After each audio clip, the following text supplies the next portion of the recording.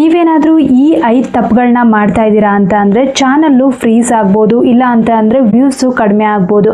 ಇಮಿಡಿಯೇಟಾಗಿ ವ್ಯೂಸ್ ಕಡಿಮೆ ಆದ ತಕ್ಷಣ ಯಾಕೆ ವ್ಯೂಸ್ ಕಡಿಮೆ ಆಗಿದೆ ಅಂತೇಳಿ ನಿಮಗೆ ಗೊತ್ತಿರಲ್ಲ.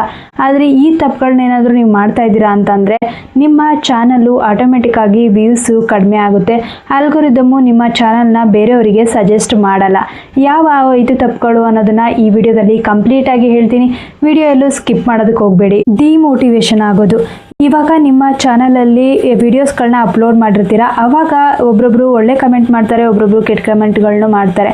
ಆವಾಗ ಏನಾಗುತ್ತೆ ಅಂತ ಅಂದರೆ ಅವರು ನಿಮಗೇನಾದರೂ ಬೈದಾಗ, ಅಂಥದ್ದೇನಾದರೂ ತಪ್ಪೇನಾದರೂ ನಿಮಗೆ ಈ ರೀತಿ ಮಾಡಿದ್ದೀರಾ, ಹಾಗೆ ಮಾಡಬೇಕಿತ್ತು, ಇದು ಅದು ಅಂತ ಅಂದಾಗ, ಅಂಥದ್ದೇನಾದರೂ ತಪ್ಪುಗಳನ್ನ ಏನಾದರೂ ಹೇಳಿದಾಗ ಆಗ ಸ್ವಲ್ಪ ಡಿಮೋಟಿವೇಶನ್ ಆಗುತ್ತೆ. ಇವ್ರು ಯಾರು, ನನಗೆ ಯಾಕೆ ಇವ್ರು ಹೇಳ್ತಾರೆ, ಇಂಥದ್ದೇನಾದರೂ ತಪ್ಪು ಆಗಿ ನಿಮಗೆ ಆವಾಗ ಏನೇ ಅವರು ಕಮೆಂಟ್ ಮಾಡಿದರೂ ನಿಮಗೆ ಡಿಮೋಟಿವೇಶನ್ ಅನಿಸುತ್ತೆ. ಆವಾಗ ವಿಡಿಯೋ ಹಾಕೋದು ಬಿಟ್ಬಿಡ್ತೀರಾ. ಈ ರೀತಿ ಎಲ್ಲ ಮಾಡೋದ್ರಿಂದ ನಿಮ್ಮ ಚಾನಲ್ಗೆ ಪ್ರಾಬ್ಲಮ್ ಆಗುತ್ತೆ. ಯಾರು ನೀವು ಒಂದು ಸೋಷಿಯಲ್ ಮೀಡಿಯಾ ಪ್ಲ್ಯಾಟ್ಫಾರ್ಮ್ಗೆ ಬಂದಿದ್ದೀರಾ ಅಂದಮೇಲೆ ನಿಮಗೆ ತಪ್ಪಿದ್ರೂ ನೀವು ಅದನ್ನು ಅಡ್ಜಸ್ಟ್ ಮಾಡ್ಕೊಳ್ಬೇಕು. ನೀವು ಅಲ್ಲಿ ಏನಾದರೂ ಅವ್ರು ತಪ್ಪು ಅಂತ ಹೇಳಿದ್ದಾರೆ ಅಂತ ಹೇಳಿದ್ರೆ ಅದನ್ನು ಸರಿ ಮಾಡ್ಕೊಳ್ಳೋದಕ್ಕೆ ನೋಡಬೇಕು. ಅದನ್ನು ಬಿಟ್ಬಿಟ್ಟು ನೀವೇನಾದರೂ ಡಿಮೋಟಿವೇಟ್ ಆಗ್ತಾ ಇದ್ದೀರಾ ಅಂತ ಅಂದರೆ ನಿಮ್ಮ ಚಾನಲಲ್ಲಿ ವಿಡಿಯೋಸ್ಗಳನ್ನ ಹಾಕೋದೆಲ್ಲ ಸ್ಟಾಪ್ ಮಾಡೋದು, ಅಂಥದ್ದೇನಾದರೂ ಮಾಡ್ತಾ ಇದ್ದೀರಾ ಅಂತ ಅಂದರೆ ಇದರಿಂದ ನಿಮ್ಮ ಚಾನಲ್ಗೆ ಪ್ರಾಬ್ಲಮ್ ಆಗುತ್ತೆ. ಈ ತಪ್ಪನ್ನು ಮಾಡೋದಕ್ಕೆ ಹೋಗಬೇಡಿ. ಅವರು ಕಮೆಂಟ್ ಮಾಡಲಿ ಬಿಡಲಿ, ನಿಮಗೆ ಆ ಕಮೆಂಟ್ಗೆ ರಿಪ್ಲೈ ಮಾಡೋದಕ್ಕೆ ಇಷ್ಟ ಇಲ್ಲ ಅಂತ ಹೇಳಿದ್ರೆ ರಿಪ್ಲೈ ಮಾಡಬೇಡಿ. ನಿಮ್ಗೆ ರಿಪ್ಲೈ ಮಾಡಬೇಕು ಅಂತ ಹೇಳಿದ್ರೆ ರಿಪ್ಲೈ ಮಾಡಿ. ಆದರೆ ವಿಡಿಯೋಸೆಲ್ಲ ಹಾಕೋದನ್ನು ಸ್ಟಾಪ್ ಮಾಡೋದಕ್ಕೆ ಹೋಗಬೇಡಿ. ಆಮೇಲೆ ಅವರೇನೋ ಅಂದರು ಅಂಥೇಳಿ ನೀವು ಚಾನಲ್ನೆಲ್ಲ ಡಿಲೀಟ್ ಮಾಡೋದು ಅಂಥದ್ದೆಲ್ಲ ಮಾಡೋದಕ್ಕೆ ಹೋಗಬೇಡಿ. ಈ ತಪ್ಪುಗಳನ್ನ ಮಾಡಬಾರ್ದು. ಫಸ್ಟು ನೀವು ವಿಡಿಯೋಸ್ಗಳನ್ನ ಹಾಕ್ತಿರಲ್ವ, ಆ ವಿಡಿಯೋಸ್ದಲ್ಲಿ ಏನೋ ಕೆಲವೊಂದು ತಪ್ಪುಗಳನ್ನ ಮಾಡಿರ್ತೀರ. ಇವಾಗ ನೀವು ಸ್ಟಾರ್ಟಿಂಗ್ ವಿಡಿಯೋಸ್ ಚಾನಲ್ ಸ್ಟಾರ್ಟ್ ಮಾಡಿದಾಗ ಅವು ಕೆಲವೊಂದು ತಪ್ಪುಗಳನ್ನ ಮಾಡಿರ್ತೀರ. ಆ ತಪ್ಪುಗಳನ್ನ ನೀವು ಸರಿ ಮಾಡಿಕೊಂಡು ಮತ್ತೆ ಇಂಪ್ರೂವ್ ಮಾಡ್ಕೊಳ್ಬೇಕು. ನೀವು ಇಂಪ್ರೂವ್ ಮಾಡ್ಕೊಳ್ಳೋದೇ ಇಲ್ಲ. ಇವಾಗ ನೀವು ಹೆಂಗೆ ವಿಡಿಯೋಸ್ ಹಾಕ್ತಾ ಇದ್ದೀರೋ ಅದಕ್ಕೆ ವ್ಯೂಸ್ ಬರಲಿಲ್ಲ ಅಂತ ಹೇಳಿದ್ರು ವಿಡಿಯೋಸ್ ಹಾಕ್ತಾ ಇರ್ತೀರ. ಆದರೆ ಎಲ್ಲಿ ಇಂಪ್ರೂವ್ಮೆಂಟ್ ಮಾಡ್ಕೊಳ್ಬೇಕು? ನನ್ನ ವಾಯ್ಸ್ ಕರೆಕ್ಟಾಗಿ ಬರ್ತಾ ಇದೆಯಾ, ವಾಯ್ಸ್ ಕೇಳಿಸ್ತಾ ಇದೆಯಾ, ಅದನ್ನು ಚೆಕ್ ಮಾಡಿ. ವಿಡಿಯೋ ಕ್ಲಾರಿಟಿ ಚೆನ್ನಾಗಿ ಬರ್ತಾ ಇದೆಯಾ, ಚೆನ್ನಾಗಿ ಕೇಳಿಸ್ತಾ ಇದೆಯಾ. ಒಂದ್ಸಲಿ ನಿಮ್ಮ ಮನೆಯಲ್ಲೇ ಯಾರ್ದಾದ್ರೂ ಫೋನ್ ತೊಗೊಂಡು ನಿಮ್ಮ ವಿಡಿಯೋಸ್ಗಳನ್ನ ಚೆಕ್ ಮಾಡಿ ನೋಡಿ. ಅಲ್ಲಿ ನೀವು ಕರೆಕ್ಟಾಗಿ ಮಾತಾಡ್ತಾ ಇದ್ದೀರಾ, ಎಲ್ಲಾದರೂ ಮಿಸ್ ಔಟ್ ಆಗ್ತಾ ಇದೆಯಾ, ನಾನೇನಾದರೂ ತಪ್ಪು ಮಾಡ್ತಾ ಇದ್ದೀನಾ, ಅದನ್ನೆಲ್ಲ ಚೆಕ್ ಮಾಡ್ಕೊಳ್ಳೋದು. ಈ ರೀತಿ ಚೆಕ್ ಮಾಡ್ಕೊಳ್ಳೋದ್ರಿಂದ ನಿಮಗೆ ವಿಡಿಯೋಸ್ಗಳಲ್ಲಿ ಯಾವ ರೀತಿ ಇಂಪ್ರೂವ್ಮೆಂಟ್ ಮಾಡ್ಕೊಳ್ಬೇಕು ಅಂಥೇಳಿ ಗೊತ್ತಾಗುತ್ತೆ. ಇವತ್ತು ನಾನೊಂದು ವಿಡಿಯೋಸ್ಗಳನ್ನ ಹಾಕಿರ್ತೀವಿ, ಅದರಲ್ಲಿ ಕ್ಲಾರಿಟಿ ಚೆನ್ನಾಗಿರಲ್ಲ, ವಾಯ್ಸ್ ಕರೆಕ್ಟಾಗಿ ಬಂದಿರಲ್ಲ. ಆಗ ನೆಕ್ಸ್ಟ್ ವಿಡಿಯೋದಲ್ಲಿ ನಾನು ಅದನ್ನು ಇಂಪ್ರೂವ್ಮೆಂಟ್ ಮಾಡ್ಕೊಳ್ಬೇಕು. ಎಲ್ಲಿ ನಾನು ಸೈಲೆಂಟ್ ಪ್ಲೇಸ್ ಇದೆಯೋ ಅಲ್ಲಿ ಹೋಗಿ ಕೂತ್ಕೊಂಡು ವಿಡಿಯೋಸ್ಗಳನ್ನ ರೆಕಾರ್ಡ್ ಮಾಡೋದು. ಮೈಕ್ ಇದ್ದರೆ ಮೈಕ್ ಹಾಕ್ಕೊಂಡು ವಿಡಿಯೋಸ್ಗಳನ್ನ ರೆಕಾರ್ಡ್ ಮಾಡೋದು. ಈ ರೀತಿ ಎಲ್ಲ ಮಾಡೋದ್ರಿಂದ ನಿಮ್ಮ ಚಾನಲ್ಲು ಬೇಗ ಇಂಪ್ರೂವ್ ಆಗುತ್ತೆ. ಅದನ್ನು ನೆನಪಲ್ಲಿಟ್ಕೊಳ್ಬೇಕು. ಇನ್ನೊಂದು ಮೇನಾಗಿ ಮಾಡ್ತಾ ಇರೋದು ಡಿಲೀಟ್ ಮಾಡೋದು ವಿಡಿಯೋಸ್ಗಳನ್ನ. ಈಗ ನಿಮ್ಗೇನಾದರೂ ವ್ಯೂಸ್ ಬಂದಿಲ್ಲ ಅಂತಂದರೆ ವಿಡಿಯೋಸ್ ಹಾಕಿರ್ತೀರ, 1 hour 2 hour ಆದಮೇಲೆ ವ್ಯೂಸೇ ಬರೋದಿಲ್ಲ. ವ್ಯೂಸ್ ಬಂದಿಲ್ಲ ಅಂತಂದ ತಕ್ಷಣ ನಾನು ವಿಡಿಯೋಸ್ ಚೆನ್ನಾಗಿ ಮಾಡಿಲ್ವೇನೋ ಅಂಥೇಳಿ ಡಿಲೀಟ್ ಮಾಡೋದು. ಈ ರೀತಿ ಮಾಡಬೇಡಿ. ಆ ರೀತಿ ಡಿಲೀಟ್ ಮಾಡೋ ತಪ್ಪುಗಳನ್ನ ಮಾಡಲೇಬೇಡಿ. ಪದೇ ಪದೇ ವಿಡಿಯೋಸ್ಗಳನ್ನ ಡಿಲೀಟ್ ಮಾಡೋದು, ಆಮೇಲೆ ನಾನು ಕರೆಕ್ಟಾಗಿ ವಿಡಿಯೋಸ್ನ ಮಾಡಿಲ್ಲ ಅಂಥೇಳಿ ವಿಡಿಯೋ ಅಪ್ಲೋಡ್ ಮಾಡಿ ಅದು ಪಬ್ಲಿಕ್ ಮಾಡಿ ಆದಮೇಲೆ ಡಿಲೀಟ್ ಮಾಡೋದು. ಈ ರೀತಿ ಎಲ್ಲ ಮಾಡೋದ್ರಿಂದ ಆಲ್ಗೊರಿದಮ್ಮು ಆಟೋಮೆಟಿಕ್ಕಾಗಿ ನಿಮ್ಮ ಚಾನಲ್ಗೆ ಬೇರೆಯವರಿಗೆ ಅದನ್ನು ಸಜೆಸ್ಟ್ ಮಾಡಲ್ಲ. ಆ ರೀತಿ ಎಲ್ಲ ಮಾಡೋದಕ್ಕೆ ಹೋಗ್ಬೇಡಿ. ಆದಷ್ಟು ಚೆನ್ನಾಗಿ ನೀವು ಅದು ವ್ಯೂಸ್ ಬರಲಿ, ವ್ಯೂಸ್ ಬರದೇ ಇರಲಿ, ಇನ್ನೊಂದು ದಿನ ಯಾವಾಗನಾದರೂ 1 week ಆದಮೇಲೆ 10 days ಆದಮೇಲೆ ಅದೇ ವಿಡಿಯೋ ಚೆನ್ನಾಗಿ ಓಡ್ತಾ ಇರುತ್ತೆ. ಅದಕ್ಕೆ ನೆನಪಲ್ಲಿರಲಿ, ವಿಡಿಯೋಸ್ಗಳು ವ್ಯೂಸ್ ಬಂದಿಲ್ಲ ಅಂದ ತಕ್ಷಣ ಡಿಲೀಟ್ ಮಾಡೋದಕ್ಕೆಲ್ಲ ಹೋಗಬೇಡಿ.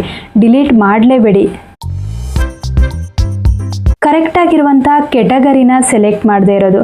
ಈ ಕರೆಕ್ಟಾಗಿರುವಂಥ ಕೆಟಗರಿ ಅಂತ ಅಂದರೆ ಇವಾಗ ನೀವು ಟ್ರಾವೆಲ್ ಮಾಡಿರ್ತೀರಾ, ಟ್ರಾವೆಲ್ ಮಾಡೋದಕ್ಕೆ ಟ್ರಾವೆಲ್ ವಿಡಿಯೋಸ್ಗಳನ್ನ ಹಾಕ್ತಾ ಇರ್ತೀರಾ.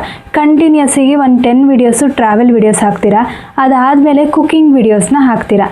ಈ ರೀತಿ ಮಾಡೋದ್ರಿಂದ ನಿಮ್ಮ ಚಾನಲ್ಗೆ ವ್ಯೂಸ್ ಬರಲ್ಲ. ಯಾಕಂತಂದರೆ ನೋಡಿ, ಇವಾಗ ಟ್ರಾವೆಲ್ಗೆ ನಿಮ್ಗೊಂದಿಷ್ಟು ಜನ ಸಬ್ಸ್ಕ್ರೈಬರ್ಸ್ ಅಂತ ಆಗಿರ್ತಾರೆ. ಅವರು ಟ್ರಾವೆಲ್ ವಿಡಿಯೋಸ್ಗಳನ್ನ ಮಾತ್ರ ನೋಡ್ತಾ ಇರ್ತಾರೆ. ನೀವು ಇಮಿಡಿಯೇಟಾಗಿ ಕೆಟಗರಿನ ಚೇಂಜ್ ಮಾಡಿಬಿಟ್ಟು ಕುಕ್ಕಿಂಗ್ ಸ್ಟಾರ್ಟ್ ಮಾಡಿದ್ದೀರಾ ಅಂತಂದರೆ ಯಾವುದನ್ನು ಆಲ್ಗೊರಿದಮ್ಮು ಬೇರೆಯವರಿಗೆ ಸಜೆಸ್ಟ್ ಮಾಡಬೇಕು ಅನ್ನೋದೇ ಗೊತ್ತಾಗಲ್ಲ. 1-2 ವಿಡಿಯೋ ನಿಮಗೆ ಚೆನ್ನಾಗಿ ವ್ಯೂಸ್ ಬರ್ಬೋದು, ಓಕೆ ಚೆನ್ನಾಗಿ ವ್ಯೂಸ್ ಬರ್ತಿದೆ, ಇದೇ ಮಾಡ್ಕೊಂಡು ಹೋಗೋಣ ಬಿಡು ಅನ್ಬೋದು. ಆಮೇಲೆ ಇಮಿಡಿಯೇಟಾಗಿ ಡೌನ್ ಆಗುತ್ತೆ. ಅದಕ್ಕೆ ಆದಷ್ಟು ಕೆಟಗರಿನ ಕರೆಕ್ಟಾಗಿ ಇಟ್ಕೊಳ್ಳಿ. ನೀವು ಫಸ್ಟು ಯಾವ ನೀಚ್ನ ನೀವು ಸ್ಟಾರ್ಟ್ ಮಾಡ್ಬೇಕು ಅಂದ್ಕೊಂಡಿರ್ತೀರಾ, ಇವಾಗ ನೀವು ಒಂದು ವೇಳೆ ಕುಕ್ಕಿಂಗ್ ಮಾಡಬೇಕಂದ್ರೆ ಕುಕ್ಕಿಂಗ್ ಇರಲಿ, ಟ್ರಾವೆಲ್ ಮಾಡಬೇಕು ಅಂತಂದರೆ ಟ್ರಾವೆಲ್ನೇ ಕಂಟಿನ್ಯೂ ಮಾಡ್ಕೊಂಡು ಹೋಗಿ. ಪದೇ ಪದೇ ಬೇರೆಯನ್ನು ಚೇಂಜ್ ಮಾಡೋದಕ್ಕೆ ಹೋಗಬೇಡಿ. ಆ ಕಂಟೆಂಟ್ ಒಳಗಡೆ ಇವಾಗ ನೀವೊಂದು ಇವತ್ತು ಟೆಂಪಲ್ ಮಾಡಿದ್ದೀರಾ ಅಂತಂದರೆ ನಾಳೆ ಇನ್ಯಾವುದು ಹಿಸ್ಟೋರಿಕಲ್ ಪ್ಲೇಸ್ಗಳು ಅಂಥದ್ದೇನಾದರೂ ಚೇಂಜ್ ಮಾಡಿ. ಆ ರೀತಿ ಮಾಡೋದು ಒಳ್ಳೆಯದು. ಓಕೆ, ಆ ರೀತಿ ಮಾಡಿದ್ರೆ ಸ್ವಲ್ಪ ಚೇಂಜಸ್ ಇರುತ್ತೆ.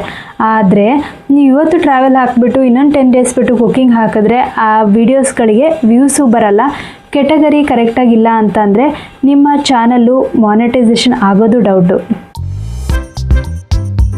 ಕನ್ಸಿಸ್ಟೆನ್ಸಿನೂ ತುಂಬಾ ಇಂಪಾರ್ಟೆಂಟು. ಕನ್ಸಿಸ್ಟೆನ್ಸಿ ಅಂತ ಅಂದರೆ ಇವಾಗ ನೀವು ಒಂದು ವಿಡಿಯೋ ಒಂದಿನ ಇವತ್ತು ಹಾಕ್ಬಿಟ್ಟು 15 ಡೇಸ್ ಬಿಟ್ಬಿಟ್ಟು ಆಮೇಲೆ ವಿಡಿಯೋಸ್ ಹಾಕೋದಲ್ಲ, ವಾರದಲ್ಲಿ 2 ರಿಂದ 3 ವಿಡಿಯೋಸ್ಗಳನ್ನಾದರೂ ನೀವು ಹಾಕಲೇಬೇಕು.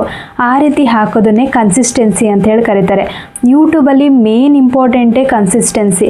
ನೀವು ಒಂದು ನೀಚ್ ಮೇಲೆ ವರ್ಕ್ ಮಾಡ್ತಾ ಇದ್ದೀರಾ, ಇವಾಗ ಟ್ರಾವೆಲ್ದೇ ಮಾಡ್ತಾ ಇದ್ದೀರಾ ಅಂತಂದರೆ ವಾರದಲ್ಲಿ 2 ರಿಂದ 3 ವಿಡಿಯೋಸ್ಗಳನ್ನ ಹಾಕೋದ್ರಿಂದ ನಿಮ್ಮ ಹಳೆಯೋ ವಿಡಿಯೋಸ್ಗಳಿಗೂ ವ್ಯೂಸ್ ಜಾಸ್ತಿ ಬರುತ್ತೆ, ತುಂಬ ಚೆನ್ನಾಗಿ ಇಂಪ್ರೂವ್ಮೆಂಟ್ ಆಗುತ್ತೆ. ಅದಕ್ಕೆ ನೀವು ಏನು ಮಾಡಬೇಕು ಅಂತಂದರೆ ಮೇನಾಗಿ ಕನ್ಸಿಸ್ಟೆನ್ಸಿ ಇರಬೇಕು. ನಿಮ್ಮ ಚಾನಲಲ್ಲಿ ಕ್ಲಾರಿಟಿ, ವಾಯ್ಸು ಅವೆಲ್ಲ ಎಷ್ಟು ಇಂಪಾರ್ಟೆಂಟು, ನಿಮ್ಗೆ ಅದರಲ್ಲಿ ಕ್ಲಾರಿಟಿನೂ ಇಂಪಾರ್ಟೆಂಟು, ಕನ್ಸಿಸ್ಟೆನ್ಸಿನೂ ಇಂಪಾರ್ಟೆಂಟು. ಕನ್ಸಿಸ್ಟೆನ್ಸಿಯಾಗಿ ನೀವು ವಿಡಿಯೋ ಹಾಕ್ತಾ ಇದ್ದೀರಾ ಅಂತ ಅಂದರೆ ಆಲ್ಗೋರಿದಮು ಇಮಿಡಿಯೇಟಾಗಿ ನಿಮ್ಮ ಚಾನಲ್ನ ಬೇರೆಯವರಿಗೆ ಸಜೆಸ್ಟ್ ಮಾಡುತ್ತೆ. ಅದರಿಂದ ನಿಮ್ಗೆ ಸಬ್ಸ್ಕ್ರೈಬರ್ಸ್ ಬರ್ತಾರೆ, ವ್ಯೂಸ್ ಜಾಸ್ತಿ ಆಗುತ್ತೆ. ಈ ರೀತಿಯೆಲ್ಲ ಆಗಬೇಕು ಅಂತಂದರೆ ನಿಮ್ಮ ಚಾನಲಲ್ಲಿ ಕನ್ಸಿಸ್ಟೆನ್ಸಿ ತುಂಬಾ ಇಂಪಾರ್ಟೆಂಟು. ಇದನ್ನೆಲ್ಲ ನೆನ್ಪಿಟ್ಕೊಳ್ಳಿ. ಪರ್ಫಾರ್ಮೆನ್ಸ್ನ ಚೆಕ್ ಮಾಡ್ತಾಯಿರಿ. ಏನೇನು ನಾನು ಯೂಟ್ಯೂಬ್ ಸ್ಟುಡಿಯೋದಲ್ಲಿ ಏನೇನು ಮಾಡಬೇಕು, ಎಲ್ಲೆಲ್ಲಿ ಇಂಪ್ರೂವ್ ಮಾಡ್ಕೊಳ್ಬೇಕು, ಇದನ್ನೆಲ್ಲ ನೋಡ್ತಾ ಇರಿ. ಈ ತಪ್ಪುಗಳನ್ನ ಮಾಡೋದಕ್ಕೆ ಹೋಗಬೇಡಿ. ಆದಷ್ಟು ತಪ್ಪುಗಳನ್ನ ಮಾಡೋದ್ರಿಂದ ಕಾಪಿರೈಟು, ಸ್ಟ್ರೈಕು ಅಂಥದ್ದೆಲ್ಲ ಬರಲಾರ್ದಂಗೆ ನೀವೇ ನಿಮ್ಮ ಚಾನಲ್ನ ಕಾಪಾಡ್ಕೊಳ್ಬೇಕು ಅಂತಂದರೆ ಓನ್ ವಾಯ್ಸಲ್ಲಿ ಮಾಡೋದು ತುಂಬಾ ಒಳ್ಳೆಯದು. ಇದನ್ನು ನಾನು ಸಜೆಷನ್ ಅಂತೇಳಿ ಅನ್ಕೊಂಬಿಡಿ. ಯಾಕಂತ ಹೇಳಿದ್ರೆ ಓನ್ ವಾಯ್ಸಲ್ಲಿ ಮಾಡೋದ್ರಿಂದ ಬೇಗ ವ್ಯೂಸು ಬರುತ್ತೆ, ಅದ್ರ ಜೊತೆಗೆ ಯಾವುದೇ ಕಾಪಿರೈಟ್ಸು ಬರೋದಿಲ್ಲ. ಓನ್ ವಾಯ್ಸ್ನ ಆದಷ್ಟು ಟ್ರೈ ಮಾಡಿ. ಇದಿಷ್ಟು ಏನೇನು ತಪ್ಪುಗಳನ್ನ ಮಾಡ್ತಾ ಇದ್ದೀರಾ ಅಂಥೇಳಿ ನಾನು ಯೂಟ್ಯೂಬಲ್ಲಿ ಹೇಳ್ತಾ ಇದ್ದೀನಿ.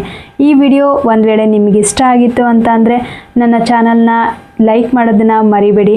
ಹಾಗೆ ಸಬ್ಸ್ಕ್ರೈಬ್ ಮಾಡಿ. ಸಬ್ಸ್ಕ್ರೈಬ್ ಮಾಡೋದ್ರಿಂದ ನನಗೆ ಬೇರೆ ಬೇರೆ ವೀಡಿಯೋಸ್ಗಳನ್ನ ಹಾಕೋದಕ್ಕೆ ಮೋಟಿವೇಶನ್ ಸಿಗುತ್ತೆ. ಆದಷ್ಟು ಸಬ್ಸ್ಕ್ರೈಬ್ ಮಾಡಿ. Thanks for watching. ನೆಕ್ಸ್ಟ್ ವಿಡಿಯೋದಲ್ಲಿ ಸಿಗೋಣ. ಬಾಯ್.